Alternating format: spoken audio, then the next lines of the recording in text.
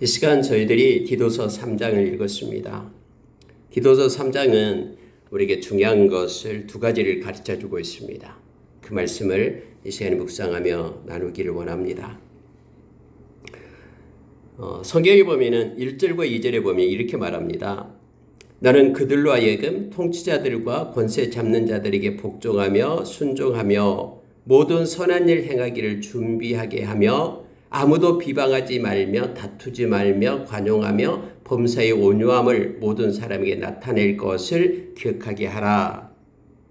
이처럼 성경은 이 통치자들, 권세자들에게 복종하며 순종하며 이런 표현을 써서 우리에게 나타냅니다. 왜냐하면 여러분, 죄로 치닫는 사회에서 만약에 통치자들이 없다 그러면은 사람들은 각기 제 길로 가게 될 겁니다. 이사야서 53장 6절의 말씀처럼 각기 제 길로 가게 됩니다. 만약에 이 정부가 무정부 상태가 된다 그러면은 사람들은 각기 자기의 좋을 대로 막 야단 날 겁니다. 누구나 아무도 통제하는 사람이 없기 때문에요. 그래서 반드시 믿는 사람들은 예수님께서 그렇게 말씀했듯이 빌라도가 내가 너를 놓아줄 그런 권세가 있다라고 얘기할 때 그 권세 너에게서 생긴 거 아니라 하나님이 주신 것이다라고 말씀했던 것처럼 오늘날 각 나라마다 또 각 기관마다 이렇게 하나님께서 권세를 주어서 세운 것입니다. 그래서 아까 우리 장로님 기도하셨듯이요, 나라를 위한 기도를 우리가 해야 됩니다. 오늘 말씀처럼 통치자들이 없다 그러면은요 각기 제 길로 가게 됩니다. 그래서 무정부 상태로 낳게 할 것입니다. 하나님께서는 그래서 다스리는 정부와 통치자들을 허락하신 것입니다. 정부로 하여금 옳은 일을 장려하게 하고 악한 일을 징벌하게 해서 사회 질서를 유지하도록 하기 위함이다라고 우리가 로마서 13장에서도 동일한 내용을 하고 있습니다. 그래서 우리는 나라를 위하여 특히 권세가 있는 통치자들을 위하여 우리가 힘써 기도해야 된다고 말합니다. 그리고 거기에 순종하며 또 그들을 세울 것을 말하고 있습니다. 물론 그들이 하나님의 말씀을 거부하고 막고 그리고 하나님을 섬기지 못하게끔 그렇게 한다 그러면 우리는 생명 걸고 우리는 믿음의 길을 지켜내야 됩니다. 그렇지 않을 때 나라를 위해서 권세 잡는 자들을 위해서 통치자들을 위해서 기도할 것을 성경은 곳곳에서 우리에게 가르쳐 줍니다. 우리로 하여금 범사의 온유함으로 모든 사람에게 대하라 라고 말합니다. 믿지 않는 사람이든 그들을 믿지 않는다고 해서 막 적으로 생각하고 싸우고 그런 것이 아니라 온유함으로 그들을 대하라 라고 말합니다. 왜냐면요, 하나님께서 택한 백성은 어떤 시간에 그가 다시 돌아올지 몰라요.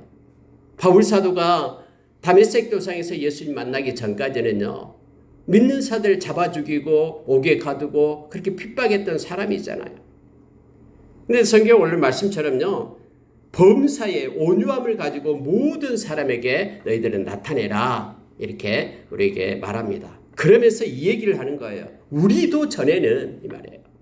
바울 사도가 생각하는 거 자기 자신은요, 우리도 전에는 내가 예수 믿지 않을 때에는 이 말이에요. 우리도 전에는 어떤 상태냐면 어리석은 자였다. 순종하지 아니한 자였다. 마귀에게 속은 자였다.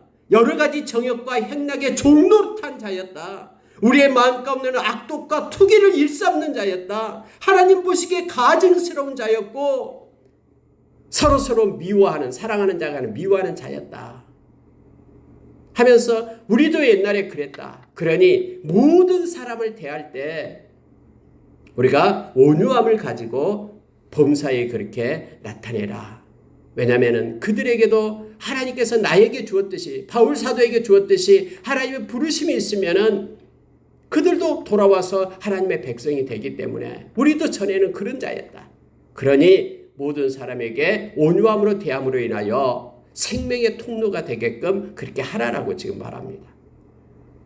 나라를 위해서도 통치자들을 위해서도 기도하고 너희를 핍박하고 힘들게 하는 사람들을 위해서도 온유함으로 그렇게 대하라. 우리도 전에는 그러한 자였다라고 말하고 있죠. 어리석은 자고 정욕과 행락에 종노릇한 자고 악독과 투기 일삼은 자고 가증스러운 자고 서로 사랑하는 자가 아니라 미워하는 자였다라고 말합니다. 그런데 4절에 보니까요. 우리 구주 하나님의 자비와 사람 사랑하심이 나타날 때에 우리를 구원하셨다.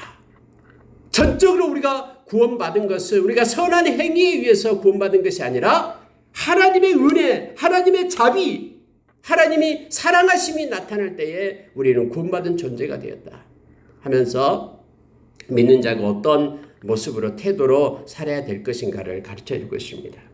특히 여러분요. 여기 5절, 6절, 7절은요.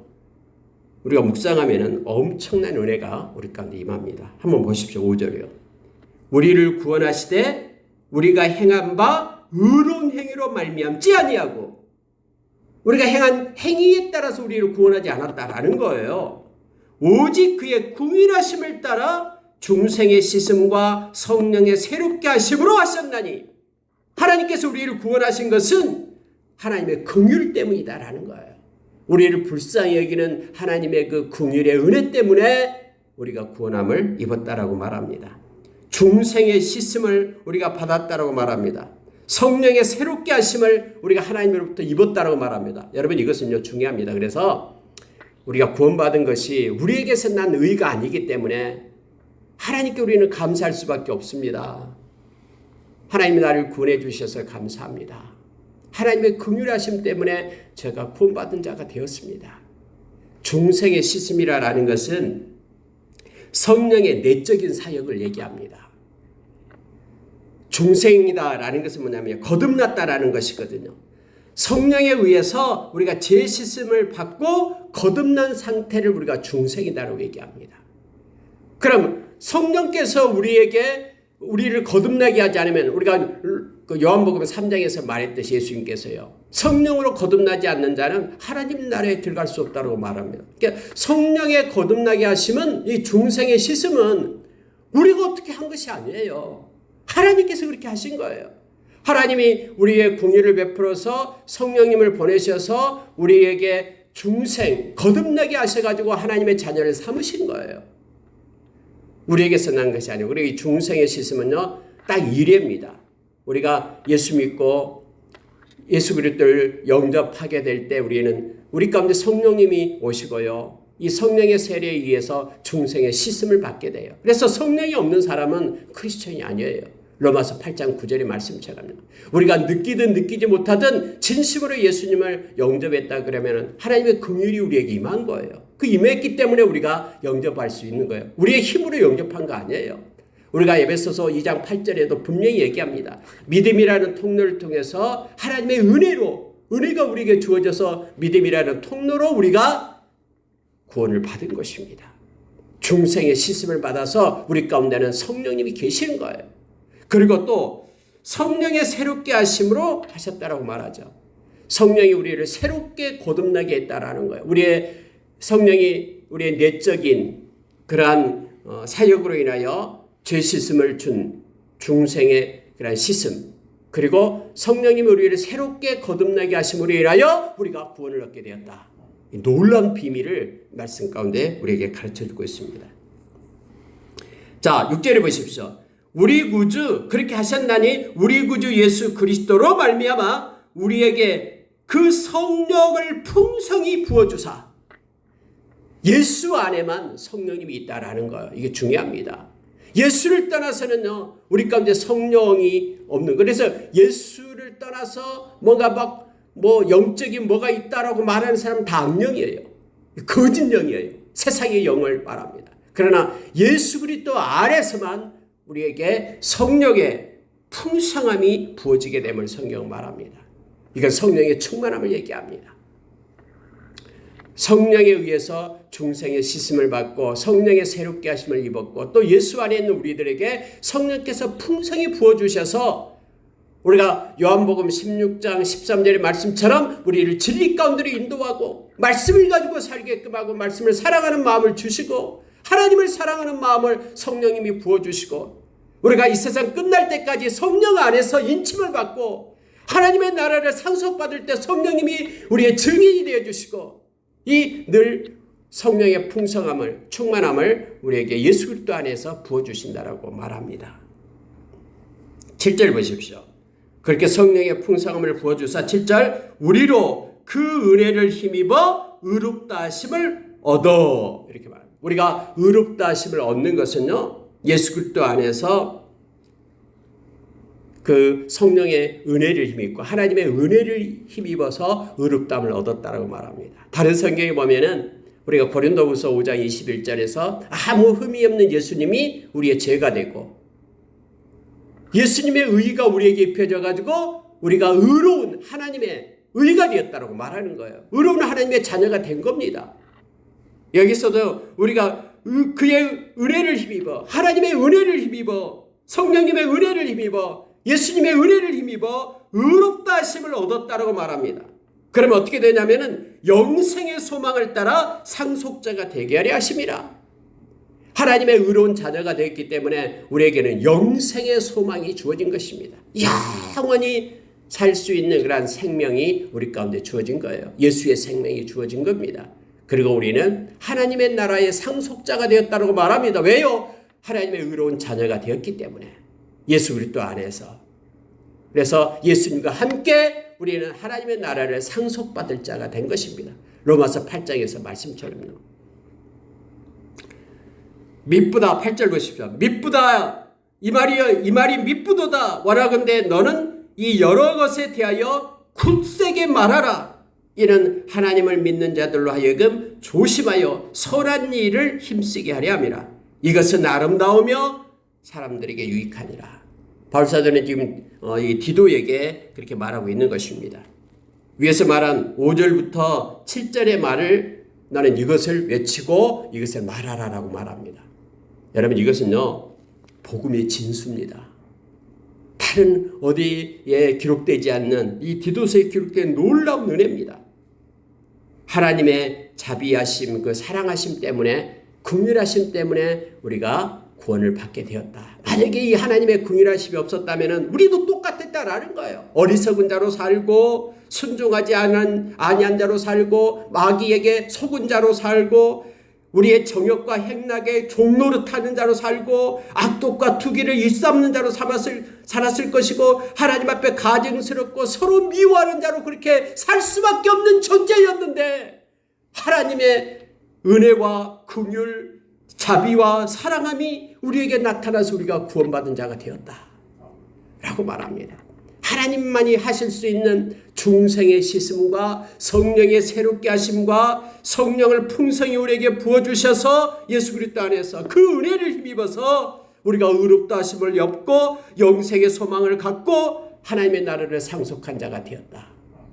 너는 이것을 가지고 전하고 말하고 이걸 붙들고 굳세게 당당하게 일어서라 라고 지금 말하고 있는 것입니다. 그러나 구절이 두 번째 얘기합니다. 그러나 이것 말고 이것이 가장 가치 있고 존중한 최고의 논리고 가장 중요한 것인데 이것 말고 어리석은 변론, 족보 이야기, 분쟁, 율법에 대한 다툼 이건 피하라. 이것은 무익한 것이고 이것은 헛된 것이다. 그래서 서로 분쟁하며 뭐 율법이 어쩌고 뭐 말하고 변론이 어쩌고 막 서로 족보 이야기하면서 어디에 너는 속하고 나는 이거다. 나는 개밥파다. 무슨 파다. 이런 이야기 이것은 무익한 것이다. 헛된 것이다. 네가 해야 될 일은 하나님의 은혜로 긍휼하심과 그 자비로 구원받은 존재, 영생을 얻은 존재, 하나님의 나라를 상속한 존재, 의로운 존재, 하나님의 아들이 되었다라는 것 이것을 붙들고 이것을 전하고 이것으로 기뻐하고 감사하라 라고 말합니다.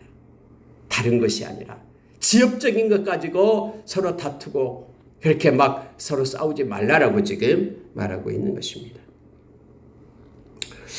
이단에 대한 얘기를 하고 있습니다. 자, 10절에 보십시오. 이단에 속한 사람은 한두 번 훈계한 후에 멀리하라. 이게 성경이 가르쳐주고 있는 내용입니다. 왜냐하면 이러한 사람은 네가 아는 바와 같이 부패하여 스스로 정죄한 자로서 죄를 짓느니라. 여러분 이단에 빠지면요 영혼을 팔아버립니다. 그래서 마음이 부패해가지고요, 믿음에서 떠나버려요. 우리가 디모데전서 4장 1절에 보면 후일에 믿음에서 떠나 미혹의 영을 따르고 귀신의 가르침을 쫓는 자들이 있을 것이다. 근데 그들의 특징은 뭐냐면은 화인 맞은 양심이 되어가지고 거짓 사비를 따라가서 거짓된 것을 행한다라는 거예요.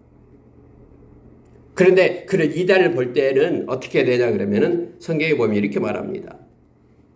여기서 보니까 한두 번 훈계하라라는 거예요.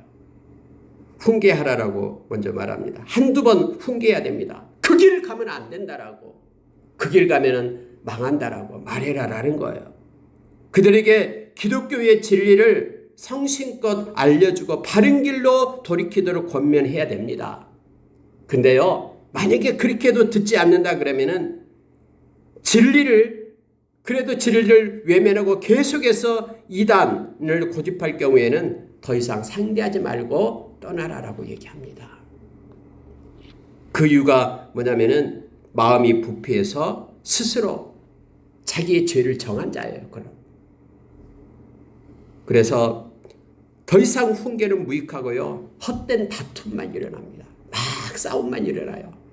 그래서 오늘 성경은 그렇게 처음에 훈계를 한 후에 듣지 않는다 그러면은 서로 다투지 말라라는 거예요.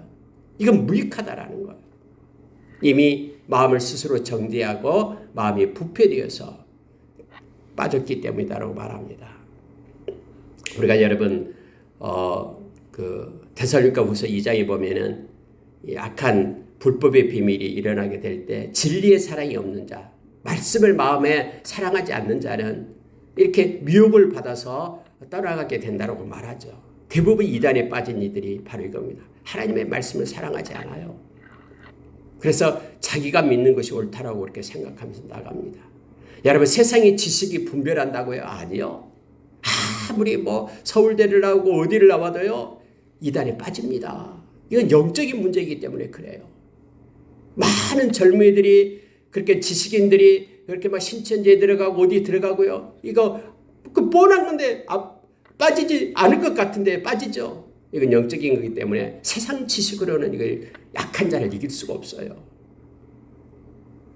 오늘 이단을 빠진 사람은 훈계해서 돌아오면 좋습니다. 또 돌아온 이들도 있어요. 그러나 계속해서 훈계의 말을 듣지 않을 때는 이미 그들은 정죄된 자고, 그리고 계속해서 죄를 짓고 이 양심이 화인 맞아서 말씀을 받아들이지 못한다라는 거예요. 그래서 부모도 그냥 몰라 하고 부모를 떠나고 부모를 갖다 고발하고 야단나잖아요. 이단이 빠지면. 말씀을 마치겠습니다. 바울사도는 이 디도에게 오늘 이 디도서 편지를 합니다. 그가 지금 말씀으로 그렇게 그레데 지역에서 교회를 세우고 또 직분자들을 세우고, 그리고 가장 중요한 것, 우리가 구원받은 하나님의 백성임을 기억하면서 다툼 일으키지 말고 족보 이야기 이런 것 가지고 일으키지 말고 진짜 캐리그마 복음의 진수를 가지고 살아갈 것을 그렇게 말하고 있습니다. 그리고 마지막에 14절에요. 또 우리 사람들도 열매 없는 자가 되지 않게 하기 위하여 필요한 것을 준비하는 좋은 일에 힘쓰기를 배우게 하라. 좋은 일에 힘쓰기를 배우게 하라. 우리 사람들도라고 말하는 것은요, 바울사도와 연관된 동역자들을 얘기합니다. 그들도 역시 필요한 것을 준비하는 좋은 일에 힘쓰기를 배우게 하라 라고 말합니다. 하나님의 영광을 위하여 하나님의 선한 일, 이것을 힘써서 행하고, 우리 디도서 2장 14절에 우리에게 말씀해 줬죠. 예수님께서 십자가에 못 박히신 이유가 우리로 하여금 하나님이 기뻐하는 그런 선한 일을 열심히 하게끔 그렇게 세우기 위함이다라고 말합니다. 그런데 우리 사람들, 예수를 먼저 믿는 하나님의 백성들, 그리고 같은 동역자들, 그들도 역시 필요한 것을 준비하는 좋은 일에 힘쓰기를 배우게 하라. 서로 협력해서 그렇게 하나님이 원하시는 선한 일을 그렇게 그렇게 행할 것을 마지막으로 요청합니다. 어떤 사람들은 이렇게 막 지시는 잘해요. 뭐하고. 그런데 실제 자기 삶에 대한 것은 가르침이 없어가지고 자기 자신은 안 해요. 그런데 그 리더들에게도 역시 협력해서 함께 선한 일을 할 것을 마지막으로 요청하고 있음을 보게 됩니다. 말씀을 마치겠습니다.